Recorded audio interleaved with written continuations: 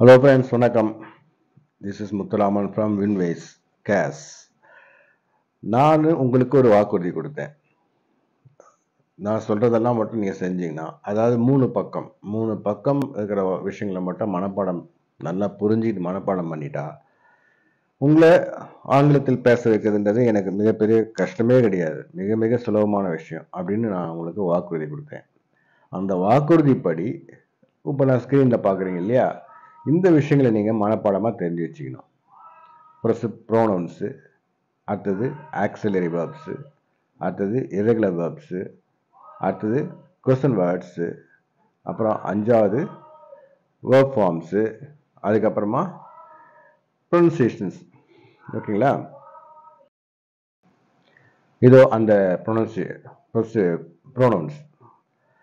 ப்ரோனவுன்ஸ்னா subject. Pronouns சப்ஜெக்ட்னா என்னது? ஒரு வாக்கியத்தில் முதல்ல வர்றது. தமிழில் எப்படி ஒன்றும் வரும் வாக்கியத்தில் சப்ஜெக்ட். அவன் நேற்று வந்தான், வந்தான் அவன் நேற்று, நேற்று வந்தான் அவன். எப்படி ஒன்றும் மாற்றி மாற்றி சொன்னாலும் மீனிங் வந்துடும். ஆனால் இங்கிலீஷில் மாற்றி மாற்றியெல்லாம் சொல்ல முடியாது. அது முதல்ல புரிஞ்சிக்கணும். அது மைண்டில் ஃபுல்லாக உள்வாங்கி கொள்ள வேண்டும். நம்ம சீமான் பாஷையில் சொல்லணும்னா உள்வாங்கிக்கிடணும். புரியுதுங்களா? ஃபஸ்ட்டு சப்ஜெக்ட் வரும்.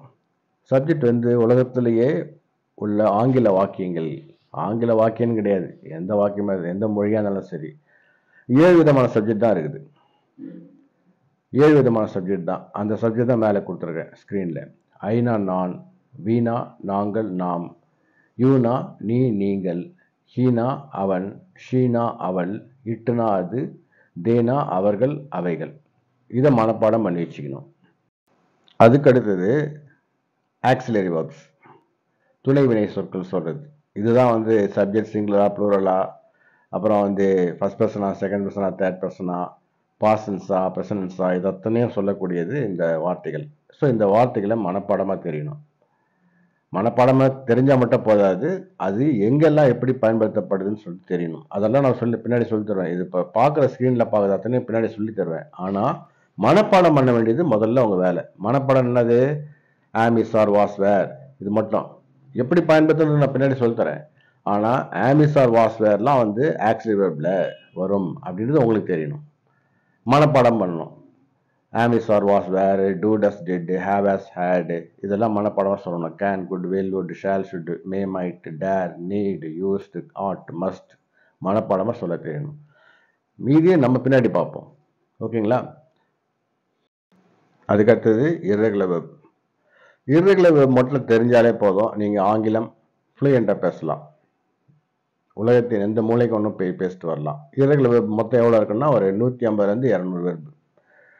அது மட்டும் இல்லை, இது மிக பழமையான வார்த்தைகள். ஒரு 1000 வருஷத்துக்கு மேற்பட்ட வயசு இந்த வார்த்தைகளுக்கெல்லாம். அதால் தான் இர்ரெகுலர் வெர்ப்னு சொல்கிறோம். ஏன்னா பாஸ்டன்ஸு, பாஸ்ட் பார்ட்டிசிபிள்லாம் வேறு வேறு இருக்கும். பாஸ்டன்ஸு, பாஸ்ட் பார்ட்டிசிபிள்லாம் என்னன்னு பின்னாடி பார்ப்போம். இது வேறு வேறு வார்த்தைகளாக இருக்கும். இதில் ஒரே வார்த்தையாக வரும். புட்டுன்னு வரும். ப்ரெசன்ஸு, பாஸ்டன்ஸு எல்லாமே அதே வார்த்தையாக இருக்கும். ஸோ இர்ரெகுலராக இருக்கும். ரெகுலர்னா என்னன்னா ஈடி சேர்த்தா பாசன்ஸ்ன்னு உங்களுக்கு தெரியும். ஒரு வெர்புக்கு பின்னாடி ஈடின்ற வார்த்தையை எழுத்தை சேர்த்தா அது பாசன்ஸாக மாறிடும். ஓகேங்களா? ஸோ இந்த வார்த்தைகளை நீங்கள் மனப்பாடமாக தெரிஞ்சு வச்சுக்கணும் அர்த்தத்தோட. இது அத்தனையும் நான் உங்களுக்கு சொல்லித் தருவேன். நான் ஒரு லிஸ்ட் அனுப்புவேன். நான் மனப்பாடம் பண்ணணும். ஃபேமஸ் கலோகேஷன்ஸு, அப்புறமா ஃபேமஸ் ஃப்ரேசல் வெர்ப்ஸு எல்லாமே இர்ரெகுலர் வெர்பை பேஸ் பண்ணது தான். ஸோ நீங்கள் இந்த வெர்பு மட்டும் இல்லை, இந்த வெர்பை பேஸ் பண்ண கலோகேஷன்ஸ் அப்புறமா நிறைய வீடியோ போட்டிருக்கேன். கலோகேஷன்ஸ்க்கு ஆரம்பத்துன்னு பார்த்தீங்கன்னா நிறைய வீடியோ போட்டிருக்கேன். அப்புறம் ஃப்ரேசல் வெர்பு, அட்வான்ஸ்டு இங்கிலீஷ்னாலே ஃப்ரேசல் வெர்ப் தான். நீங்கள் 2 வாக்கியத்தை சொல்ல வேண்டிய விஷயத்த 2 வார்த்தையில் சொல்லலாம். அதுதான் ஃப்ரேசல் வெர்பு. எல்லாமே அடக்கம். அது உள்ள அந்த இதுக்குள்ள நிறைய விஷயங்கள் அடக்கமாகுது. ரொம்ப சுருக்கமாக சொல்கிறதுக்கு ஃப்ரேசல் பேஸ் பண்ணுவோம். இது அத்தனையுமே இதை பேஸ் பண்ணி தான். நல்ல ஞாபகம் வச்சுங்க. ஸோ இது மனப்பாடமாக தெரியணும். Arise, arose, arisen, be, was were, been, இதெல்லாம் மனப்பாடம் பண்ணிங்க. மீனிங்கோட லிஸ்ட் நான் அனுப்புவேன் உங்களுக்கு. எல்லாமே நீங்கள் மனப்பாடமாக பண்ணணும். இது ரொம்ப இம்பார்ட்டன்ட் 5வது விஷயம் இது. அதற்கு அடுத்தது கொஸ்டின் வேர்ட்ஸ். கொஸ்டின் வேர்ட்ஸ் நிறைய இல்லை, கொஞ்சம் தான் இருக்குது. இந்த வாட், வேர், வென் இதுக்கெல்லாம் மீனிங் தெரியணும். என்ன சார் இது 4 வார்த்தை எங்களுக்கு தெரியாதா அப்படின்னு நினைக்கலாம். அதெல்லாம் கரெக்டு. எனக்கு தேவையான இதெல்லாம் வந்து டூல்ஸ். இப்போ நீங்கள் ஸ்க்ரீனில் பார்க்குற விஷயங்கள் இதுக்கு நான் சொல்கிறது எல்லாமே வந்து டூல்ஸ். ஒரு வேலை செய்யறதுக்கு தேவையான உபகரணங்கள் போல. இது இல்லைன்னா வேலை நடக்காது அப்படின்னு தெரியணும். ஓகேங்களா? அதுக்கு அடுத்தது வெர்பு ஃபார்ம்ஸ். வெர்பு ஃபார்ம்ஸ் என்னன்னா, ஒரு வெர்பு எத்தனை விதமான வடிவங்களாக மாற்றம் பெறும் அப்படின்றது. இது வந்து எந்த கிராமர் புக்லையும் தொகுத்து தரல. நான் தொகுத்து ப்ராக்டிஸ் தரேன். அதால வந்து உங்களுக்கு வந்து மறக்கிறதுக்கு வாய்ப்பு இல்லை. 1. 2வது வந்து இந்த வார்த்தைகளை நல்லா புரிஞ்சுக்கிட்டீங்கன்னா, பயன்படுத்த தெரிஞ்சுக்கிட்டீங்கன்னா, உங்களுக்கு இங்கிலீஷ் கிராமரில் நீங்கள் 90% ஓகே. மிச்சம் 10% ப்ரிப்போஷன்ஸ், அப்புறம் அந்த ஃப்ரேசஸ்ஸு, கிளாஸஸ் இதெல்லாம் வந்து மிச்சம் 10%. ஸோ உங்களுக்கு வந்து இந்த வெர்பு ஃபார்ம் நல்லா தெரியணும். ஃபஸ்ட்டு ஒரு வெர்பு எடுத்துக்கிட்டீங்கன்னு வச்சிங்களேன். ஒரு கோன்ற வெர்பு எடுத்துக்கிட்டிங்கன்னா, அது வந்து பாஸ்டன்ஸ் வந்து வென்ட்டாக வரும். பாஸ்ட் பார்ட்டிசிபிள் வந்து கான் வரும். சில நேரத்தில் பீன் வரும். அப்புறம் வந்து இன்ஃபினிட்டிவ் வந்ததுன்னா டு கோன்னு வரும். இன்ஃபினிட்டிவ் சப்ஜெக்ட்னா வந்து போவதுன்னு வரும். அப்புறம் ஜெரண்டு கோயிங்கு. ப்ரெசன்ட் பார்ட்டிசிபிள்லாம் வந்து போய்கொண்டு இத்தனை வடிவமாக வரும். ஸோ இது வந்து இந்த 7 ஃபார்மை நீங்கள் பயன்படுத்த தெரிஞ்சிட்டிங்கன்னா, நீங்கள் இங்கிலீஷில் வந்து கிராமரை வந்து 12 டென்ஸையும் 8 பேசிவ் வாய்ஸ் எல்லாத்தையும் நீங்கள் தரவாக்கிங்கன்னு அர்த்தம். இது தெரிஞ்சால் தான் சொல்ல முடியும்.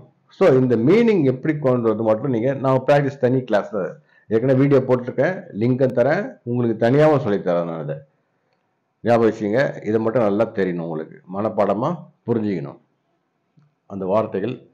முதல்ல அந்த ஒரு அந்த இறகுல பார்த்தீங்க இல்லையா, முன்னாடி லிஸ்ட்டு ஒன்று பார்த்தீங்க இல்லையா, அந்த வார்த்தை பயன்படுத்தி நீங்கள் இது மாதிரியா 7 வடிவமாக எழுதணும். கோன் 1, வென்ட் 1, கோயிங், கான், டு கோ, அப்புறம் கோயிங் இன்னொரு, ஜெரண்டுனா தொழிற்பெயர். இது மாதிரி எல்லாம் நம்ம டீட்டெயிலாக பார்ப்போம் நம்ம. ஆனால் அந்த வார்த்தைகளை எப்படி ப்ராக்டிஸ் பண்ணுறது முதல்ல தெரிஞ்சு வச்சுங்க. கடைசியாக ப்ரொனன்சியேஷன் அல்லது ஸ்பெல்லிங் ரூல்ஸ். இதுக்கு வந்து நான் உங்களுக்கு லிஸ்ட் ஒன்று அனுப்பேன். ஒரு பேஜ் தான் இருக்கும். இது மனப்பாடம் பண்ணுறது இல்லை, இது வந்து ப்ராக்டிஸ் பண்ணுறது, ஓரல் ப்ராக்டிஸ். இது நீங்கள் வந்து எப்படி ப்ரொனவுன்ஸ் பண்ணணும் வார்த்தையை ஒன்ஸ் நீங்கள் இதை புரிஞ்சுக்கிட்டீங்கன்னா, புரிஞ்சுக்கிறதுக்கு ஒன்றுமே இல்லை. ஒரு மிஞ்சி போனால் ஒரு ஆஃப் அன் ஹவர் நான் சொல்லி கொடுத்துருவேன். ஆஃப் அன் ஹவர் நீங்கள் புரிஞ்சுப்பீங்க. அதுக்கப்புறம் வாழ்நாள் முழுக்க நீங்கள் உங்கள் குழந்தைங்களுக்கு சொல்லித்தரலாம், தம்பி தங்கைகளுக்கு சொல்லித்தரலாம், யாருக்கு வேணால் சொல்லித்தரலாம். ப்ரொனன்சியேஷன் மிஸ்டேக் வராது, ஆக்சென்ட்டில் மிஸ்டேக் வராது. ஆக்சென்ட்ன்றது நியூட்ரல் ஆக்சென்ட். நான் என்ன சொல்ல வரேன்னா, பிரிட்டிஷ் ஆக்சென்ட்டோ இல்லை அமெரிக்கன் ஆக்சென்ட்டோ கிடையாது. நியூட்ரல், அதாவது இங்கிலீஷ் எப்படி ப்ரொனவுன்ஸ் பண்ணணும் அவ்வளோதான். நீங்கள் அமெரிக்கன் இங்கிலீஷ் எடுத்திங்கன்னா வந்து எல்லாத்தையும் இழுத்து பேசுவாங்க. பிரிட்டிஷ் இங்கிலீஷ் அது வேறு மாதிரியாக இருக்கும். இங்கிலீஷ்ன்றது ஒன்று, அந்த ஸ்டாண்டர்ட் படி தான் நான் சொல்லித்தரேன். ப்ரொனன்சியேஷன் 1. 2வது, எழுதும்போது ஸ்பெல்லிங் மிஸ்டேக் வராது. எவ்வளோ பெரிய ஹார்டான வேர்ட்ஸ் வந்தாலும் உங்களுக்கு வந்து ஸ்பெல்லிங் மிஸ்டேக் எல்லாமே சொல்ல முடியும். ஓகேங்களா? அவ்வளோதாங்க இங்கிலீஷ். இப்போ நீங்கள் பார்த்தீங்களா ஸ்க்ரீனில், இது அத்தனையும் உங்களுக்கு ஏற்கனவே நிறைய தெரியும். உங்களுக்கு இதில் தெரியாதுன்னு மட்டும் சொல்லாதீங்க. இதில் இருக்கிற வார்த்தைங்க நிறைய விஷயம் தெரியும். நான் சொன்னதால் எல்லாமே நீங்கள் பயன்படுத்தியிருப்பீங்க. ஆனால் எங்கே, எவ்விதம், எங்கனம் பயன்படுத்துவது என்பதில் தங்களுக்கு பயிற்சி இருந்திருக்காது. அதை கொடுக்கறதுக்கு தான் நம்ம இந்த கிளாஸ். இது முதல்ல வந்து இந்த 20 நாளில் வந்து நான் இது அத்தனையும் சொல்லி கொடுத்துருவேன். நான் இப்போ நீங்கள் பார்த்தீங்க இல்லையா, பார்க்காத பேசிக் இருக்குது, ரிவைஸ் பண்ண வேண்டியது, இது அத்தனையும் நான் உங்களுக்கு ப்ராக்டிஸ் கொடுத்துருவேன். இது முடிஞ்ச பிறகு நம்ம 20 days கழிச்சு நம்ம ப்ராக்டிஸ் ஸ்டார்ட் பண்ணுவோம். முதல் நாள்லேருந்தே உங்களுக்கு ப்ராக்டிஸ் வந்து நிறைய கண்டிஷன்ஸ் இருக்காது. கண்டிஷன் ஆகும், நீங்கள் செஞ்சு ஆகணும். இன்றைக்கி நான் 2 விதமான விஷயம் சொல்லித்தருவேன். நாளைக்கு நீங்கள் எம்ப்ளாய் பண்ணணும். எம்ப்ளாய் பண்ணுறதை நீங்கள் ரெக்கார்ட் பண்ணிக்கணும் மைண்டில். அதை நீங்கள் சொல்லணும் உங்களுக்காக. புரியுங்களா? வாழ்த்துக்கள்.